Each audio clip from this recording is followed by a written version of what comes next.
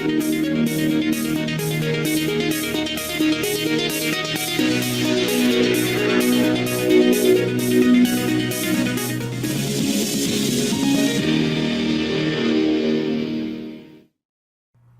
আলাইকুম প্রিয় দর্শক, আজকে আমি যে বিষয় নিয়ে কথা বলবো সেটা হলো ব্লকচেইন প্রযুক্তি কি এবং ব্লকচেইন প্রযুক্তি কিভাবে কাজ করে।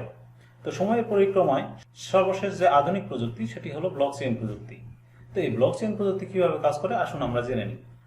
তো ব্লকচেইন প্রযুক্তি হলো একটি ক্রমাগত বর্ধমান নথি তালিকা যা ক্রিপ্টোগ্রাফির দ্বারা নিরাপদ এবং সংযুক্ত। এটি কাঠামোগতভাবে একটি কার্যকাল ও কার্যপ্রকৃতির সমন্বিত তথ্য ভাণ্ডার এবং তথ্য পরিবর্তন রোধী কৌশল।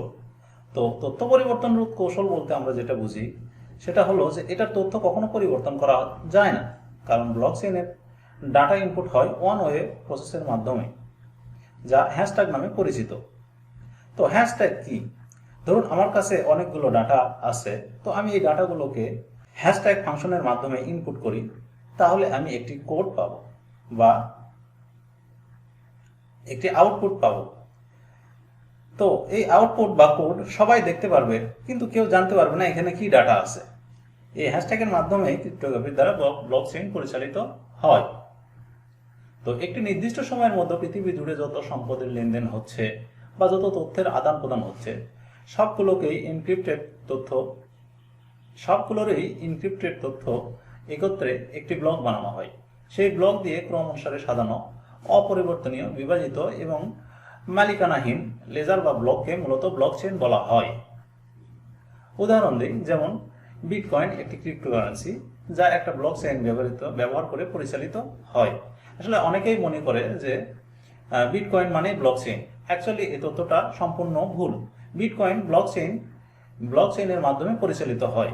বিটকয়েন কখনো ব্লকচেইন না। সহজভাবে বলতে গেলে বর্তমান ব্যাংকের যাবতীয় লেনদেন রেকর্ড করার জন্য বর্তমান ব্যাংকগুলি ব্যাংকিং সফটওয়্যার ব্যবহার করে। তাদের এই রেকর্ড থাকে ডাটাবেজে। এই ডাটাবেজকেই বলা হয় মূলত লেজার। তো একটা বৈধ লেনদেনের জন্য অবশ্যই ব্যাংকের ডাটাবেজে বা লেজারে সেটার এন্ট্রি থাকতে হবে। ব্লকচেইনও এরকম একটা লেজার যেখানে পাশাপাশি অনেকগুলো ব্লক থাকে। প্রতিটি ব্লকের ভিতরে থাকে একটি নির্দিষ্ট সময়ের সারা পৃথিবীতে যত প্রকার লেনদেন হয়েছে সেটার সকল তথ্য। এই তথ্য খোলা কিন্তু এনক্রিপ্টেড। সবাই দেখতে পারবে বাট পড়তে পারবে না। পড়তে গেলে গোপন কি লাগবে। অর্থাৎ আপনি যদি এখানে লেনদেন করে থাকেন তাহলে শুধুমাত্র আপনি আপনার লেনদেনের সকল তথ্য সেটার গোপন কি ব্যবহার করে পড়তে পারবেন, অন্য কেউই পড়তে পারবে না। তবে মানুষ যেটা দেখবে তা হলো লেনদেনের পরিমাণ। তবে কার অর্থ কার কাছে গিয়েছে সেটা কখনোই জানতে পারবে না, কেননা শুধুমাত্র ঠিকানা বা কোড দিয়ে চলে যাবে টাকা বা তথ্য, কোনো পরিচয় থাকবে না। এটি এমন একটি নকশা দ্বারা নিরাপদ যা এমন একটি কম্পিউটার প্রক্রিয়ার সাথে তুলনীয়, যার ফলে ব্লকচেইন মনিটর করার জন্য কোনো লোকজনের দরকার হয় না।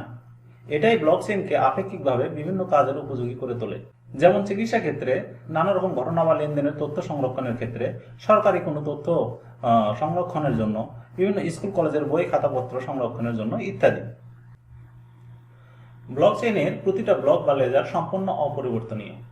একবার চেইনে একটা ব্লক বা লেজার যোগ হয়ে গেলে সেটাতে কোনো প্রকার পরিবর্তন আনা অসম্ভব। ব্লক এবং লেজারগুলি পাশাপাশি তাদের সৃষ্টির ক্রম অনুসারে অবস্থান করে। প্রত্যেকটা ব্লক জানে তার আগে কোন ব্লক আছে। এভাবে একটার সাথে একটা ব্লক কানেক্টেড। ব্লকচেইন বিভাজিত এবং কেন্দ্রীয়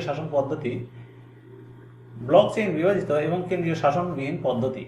পুরো পৃথিবীতে একই ব্লকচেইনে সব ইউজার বা ক্ষেত্র বিশেষে বিশেষ ইউজারদের কাছে একেবারে কার্বন কপি আছে। কাজেই শখানেক বা অনেক সার্ভার বা কম্পিউটার একসাথে নষ্ট হয়ে গেলেও ব্লকচেইনের কিছুই হবে না। বর্তমান পৃথিবীতে এর জনপ্রিয়তা প্রতিনিয়ত বেড়েই চলছে। বিশ্বের অনেক কোম্পানি বিলিয়ন বিলিয়ন ডলার খরচ করছে এই ব্লকচেইনের উন্নতির পিছনে। আধুনিক বিজ্ঞান ও গবেষকদের ভাষ্যমতে ভবিষ্যতের পৃথিবী হবে ব্লকচেইন নির্ভর। সুপ্রিয় দর্শক, সবাইকে আন্তরিকভাবে ধন্যবাদ সম্পূর্ণ ভিডিওটি দেখার জন্য। সামনে ব্লকচেইন ও ক্রিপ্টোকারেন্সি রিলেটেড আরো অনেক ভিডিও দেব ইনশাআল্লাহ। যদি আপনাদের ভিডিওটি ভালো লাগে তাহলে আমাদের চ্যানেলকে লাইক, শেয়ার, কমেন্ট ও সাবস্ক্রাইব করে সাথে থাকবেন। ধন্যবাদ।